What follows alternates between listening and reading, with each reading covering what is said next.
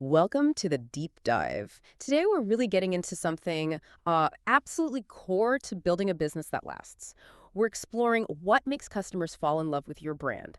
And here's the kind of the main idea. That moment a customer clicks buy now, that's not the end, it's really just the beginning. What happens after that click decides everything. Are you going to get a refund request or, create a raving fan for life? Yeah, because so many businesses, they celebrate the sale, right? And then bam, straight on to finding the next customer. But let's be real, in today's world, your product, it's just not enough on its own anymore. You could have two companies maybe selling almost the exact same thing, but one's killing it with loyal fans, the other's just bleeding customers. The difference, it's almost never just the product. It's the whole experience around it. And that's why customer experience isn't just some, fluffy marketing term. It's like the secret weapon for building a business that's sustainable, profitable. It means steady growth, lower costs to get customers, and people who actually go out and tell others about you. Exactly. And this isn't just theory, right? We've seen these strategies work everywhere. I mean, from tiny startups just making their first $1,000 all the way up to, seven-figure businesses. The core principles for building that real customer love, they're pretty universal. So if you're listening right now, think about this. Your customers, they're out there kind of waiting for someone to really get their journey, to understand them, and frankly, to blow their expectations out of the water. Our goal here in this deep dive is to show you how you can be that someone, how to turn simple transactions into, well, relationships that actually last. Okay, so this is where it gets interesting. A lot of businesses think great customer experience, that just means making people happy, fix problems fast, be nice. But there's a deeper level we need to talk about, a fundamental shift, really. Right. And that brings up a really key question. If it's not just about happiness, then what is it about? See, the absolute best customer experiences, the ones that stick, they're not just about making customers happy. They're about making them feel understood. And that little shift, it changes absolutely everything. Yeah, think about it yourself. Your best experiences as a customer. What really stands out, I bet it wasn't just the facts of what happened, it was how it made you feel. There's this psychology concept, the peak end rule. Basically, it says we judge a whole experience based on two things. How we felt at the most intense moment, the peak, and how we felt right at the very end. So imagine a customer runs into a problem with your product. That's a negative peak, right? Frustrating. But then your support team doesn't just fix it. They go way beyond, maybe offer something extra, a really generous gesture. Suddenly, that interaction ends on a real high note.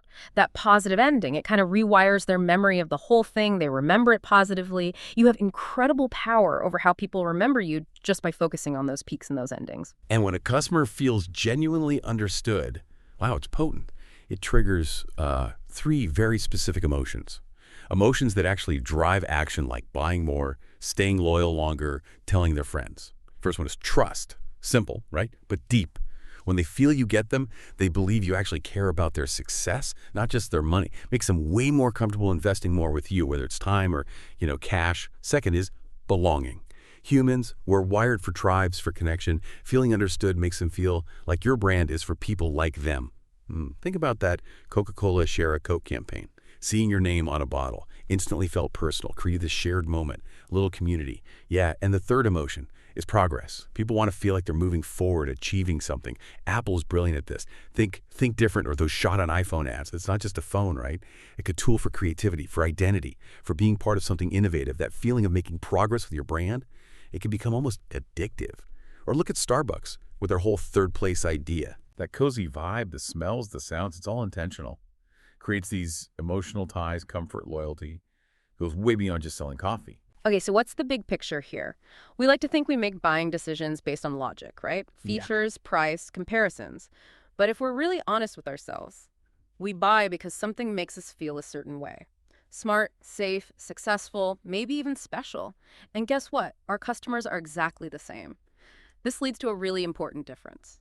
Customer satisfaction versus customer devotion. Satisfied, yeah, they're happy enough, but they'll ditch you in a second for a better deal. Devoted customers, they're emotionally hooked. They forgive small mistakes. They stick around. They become your best marketers.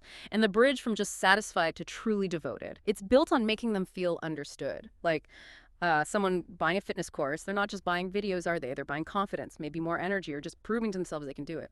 How do you find those deeper needs? You've got to listen, really listen to their words, sure, but also the emotion behind them. Look for patterns. What do they keep coming back to? Now, building that trust online, it's a different beast, isn't it, compared to shaking someone's hand. Without that face-to-face thing, customers look for other clues, other signals, explicit ones. Where Harvard Business Review talks a lot about transparency being key here. Customers just won't fully trust you unless you're open. Or your process, your limits, even when, things mess up sometimes. Right. So let's unpack those signals. What builds trust when you're not in the same room? There are several key things, but maybe four really stand out as the foundation. First, consistency. Doing the same great job, delivering the same quality every single time. That builds predictability. Predictability feels safe. Second, transparency. Like you said, being open about your products, your pricing, how things work, even your limitations. Shows you've got nothing to hide. Builds massive confidence. Third, personal touches. Even online, little things matter. Using their name, remembering a past conversation, just acknowledging them as an individual, adds warmth, makes it feel real. And fourth, social proof. What are other people saying? Customer stories, real reviews, maybe aligning with causes people care about, like sustainability. Those are powerful signals that say, hey, other people trust us, you can too. Super important when you can't rely on a handshake. And what's really interesting, I think, is that these trust-building actions, they don't necessarily need huge budgets. You don't need fancy tech for all of this. What you do need is consistency and authenticity. Think about really simple stuff, like committing to answer every customer email within, say, 24 hours, every single time.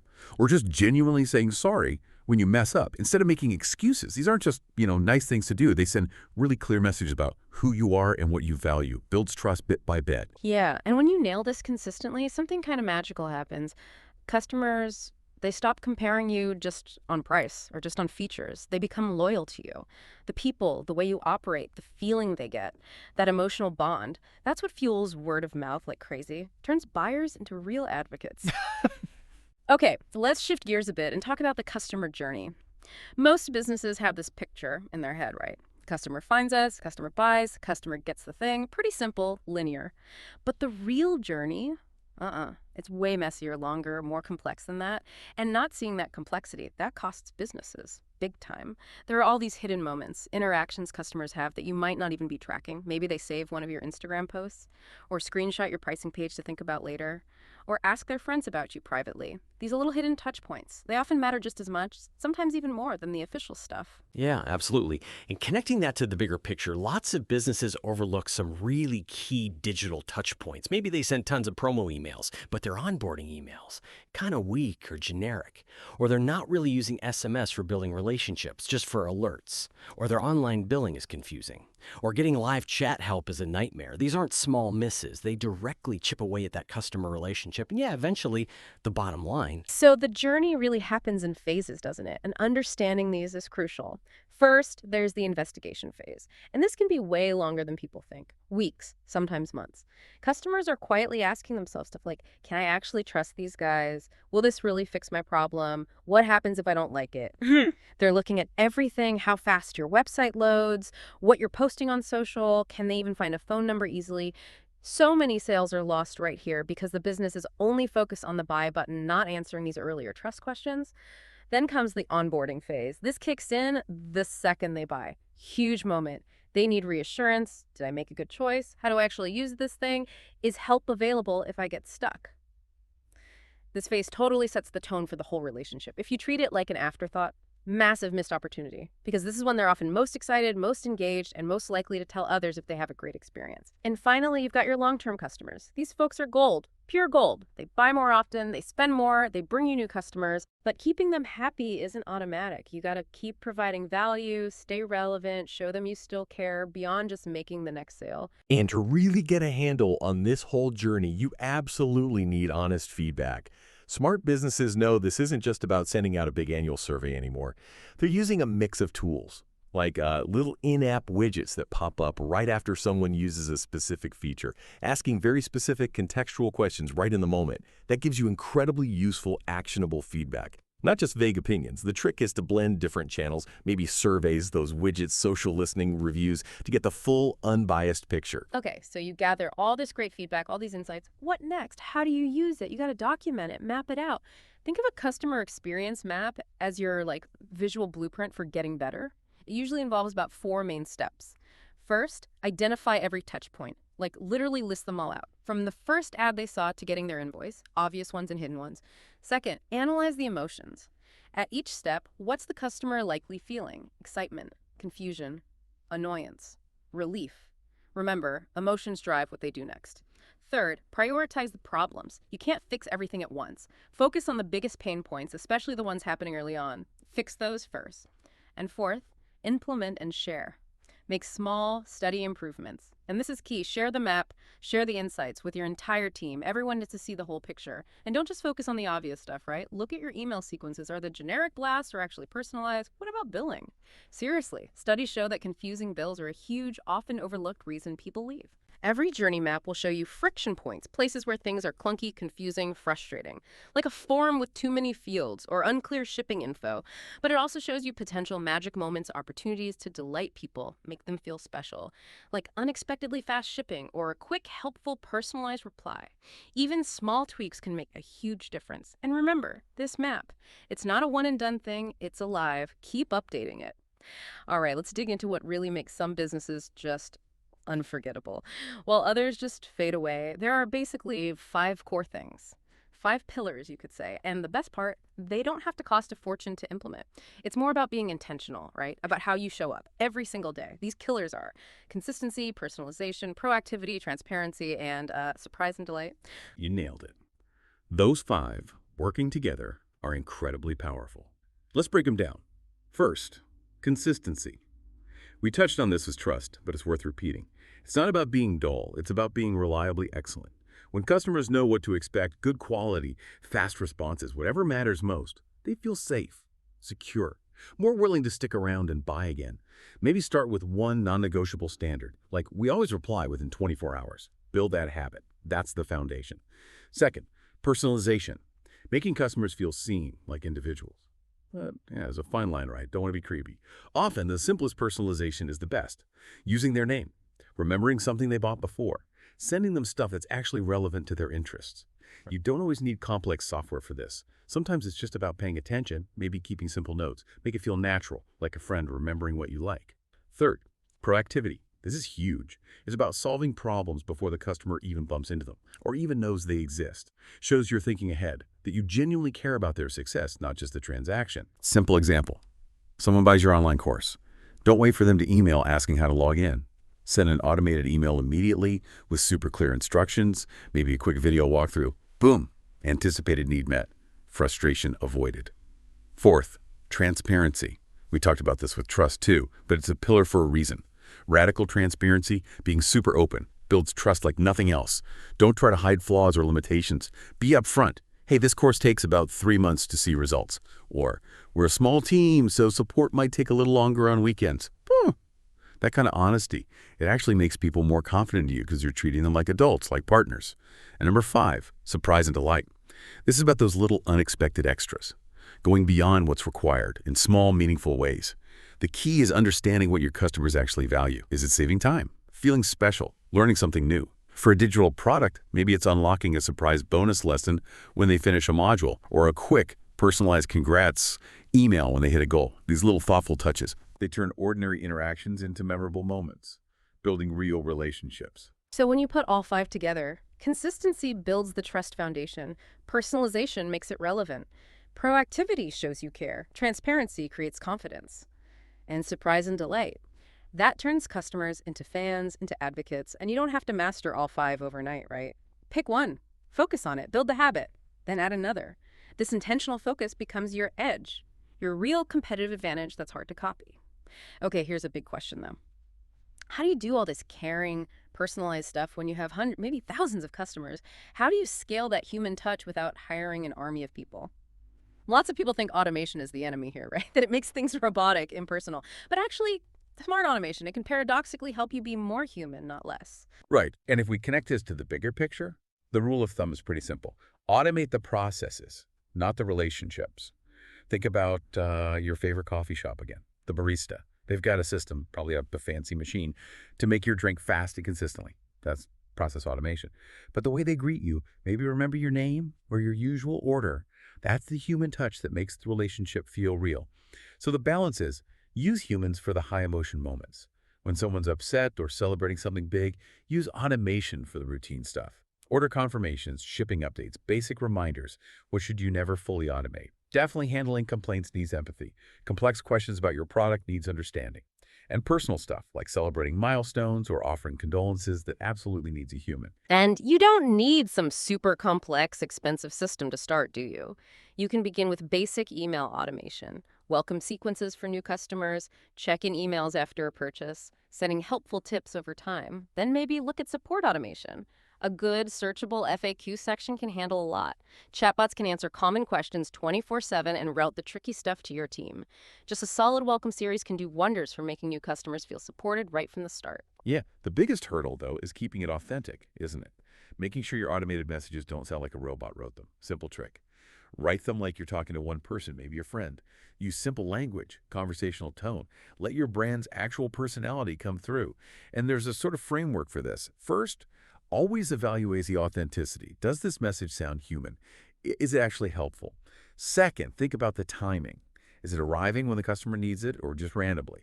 Third, always provide an easy way to reach a real person. No dead ends. Fourth, time your feedback requests. Don't ask right away. Let them use the product for a bit, maybe a week or two. Then ask. Fifth, make feedback requests specific. Don't just ask, how are we doing?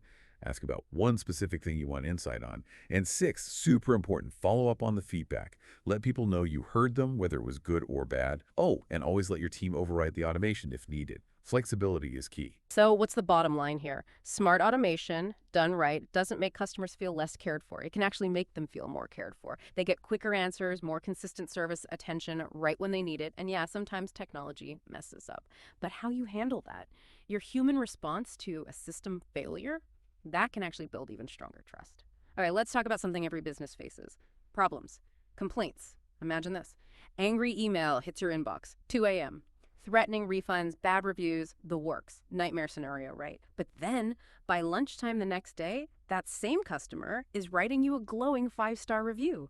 How on earth does that happen? It happens because sometimes the worst moments, they can become your absolute best moments for building loyalty. Seriously, complaints are kind of like a gift. Weird to say, but the customers who complain, they still care enough to tell you. They haven't just walked away silently. Exactly. And there's actually a term for this, the service recovery paradox.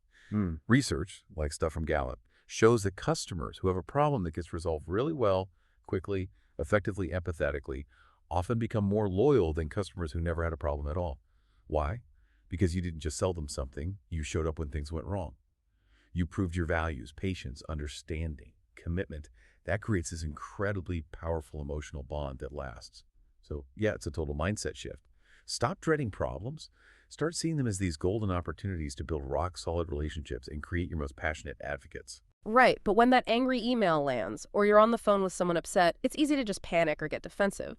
But there's a system, a way to stay calm and handle it effectively. It's called the HEART method. Simple acronym. H is for hear. Just listen. Let them get it all out. Don't interrupt. Use phrases like, okay, I hear you, or I understand. E is for empathize. Validate their feelings. I can see why that would be really frustrating. Don't make excuses or blame them. Just acknowledge their emotion. A is for apologize. A real, sincere apology for their negative experience. Even if it wasn't technically your fault, just say, I'm truly sorry this happened. No buts allowed. R is for resolve. This is where you fix it. But don't just fix it, aim to exceed expectations. What would truly wow them? A refund plus a discount.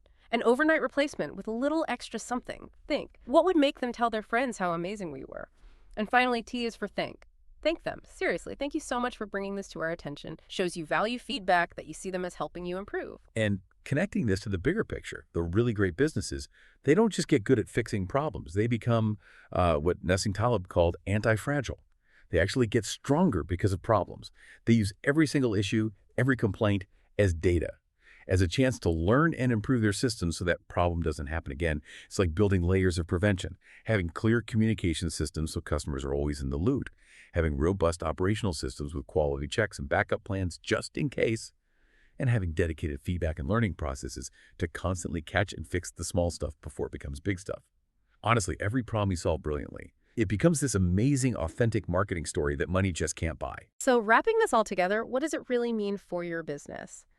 Look, the difference between companies that just kind of scrape by and those that truly thrive, so often it comes down to how they make customers feel, period. And the good news is you can start transforming your customer experience like right now, in the Mhm. next 90 days. Not by trying to do everything at once, that's overwhelming, but with a clear step-by-step plan. It kind of breaks down into 3 phases over those 90 days. Yeah, let's walk through that. It makes it feel much more doable. Days 1 to 30. That's your foundation and assessment phase. Your job here is just to understand where you are right now. Be your own customer. Go through your website, sign up for your emails, buy your own product if you can. Take notes on everything that feels clunky, confusing, or frustrating. Maybe send super simple emails to a few recent customers. Just ask, what did you love? What could have been better? Look at the data you already have. Email opens, website bounces, refund rates, support tickets. What's it telling you? From all that, pick your top, say 3 biggest problems to tackle first, and figure out how you'll measure if you're fixing them. Plan those first small improvements. Okay, then days 31 to 60. This is implementation and testing. Time to actually make those changes you planned. Focus on fixing that number 1 biggest problem first. Maybe it's simplifying your checkout or rewriting your welcome emails. Here's a key tip. Test the change with just a small group first. Maybe 20% of new customers get the new version. See how it goes before rolling it out to everyone. Ask for feedback specifically on the new process. Did it help? And make sure your team knows about the changes and why you're making them. Focus on small, daily progress. All right, finally, day 61 to 90, optimization and scaling. Now you look at the results from month 2. Did the changes work? Are customers happier? Are those negative metrics going down? Are positive ones going up? Now you optimize. Tweak those improvements based on the data. Maybe test different subject lines for those emails or refine the support script. And if something worked really well in one area, see if you can apply it elsewhere. Lessons from fixing email support might apply to social media support too. And use this time to plan what you'll tackle next. Continuous improvement, right? And measuring this stuff doesn't have to be super complicated either, right? Focus on metrics that actually show how customers feel or what they do as a result. We really like Net Promoter Score, NPS. It's that simple question. On a scale of 0 to 10, how likely are you to recommend us? Super powerful for gauging overall sentiment. Also look at things like your average response time to inquiries, completion rates for important steps like onboarding, and definitely track your repeat purchase rate and referral rate. Better to track a few meaningful things consistently than a million things sporadically. Yeah, and sustaining this momentum, making it last, that's often the hardest part. The real secret is baking customer experience into your company culture. Make it everyone's job. Share customer feedback regularly, the good and the bad. Celebrate wins when the team creates a great experience. Make "how will this impact the customer" a standard question in decisions. Maybe set up a simple rhythm, like a quick review of feedback every week, a deeper dive into metrics once a month, a full audit of one part of the journey every quarter. And give your team clear guidance. A simple rule like, when in doubt, always do what's best for the customer. That empowers them to make the right call consistently. So what's the big takeaway from our deep dive today? You really do have the insights, the strategies, the tools now to totally transform how customers experience your brand. This isn't just about, boosting sales figures. It's about building real relationships. Relationships where customers don't just buy from you. They actually kind of fall in love with your brand. They become loyal advocates. The path is clear. The steps are manageable. And trust me, the results, they're absolutely within reach. And maybe this leaves you with one important question to really chew on. What's one single small thing, maybe something you can do in the next hour? What's one small step you can take today to make just one customer feel a little more understood, a bit more valued, or maybe just pleasantly surprised? Because that one small action, that's where it all starts. That's the beginning of your experience revolution. It really just comes down to deciding every single day to make your customers' lives better.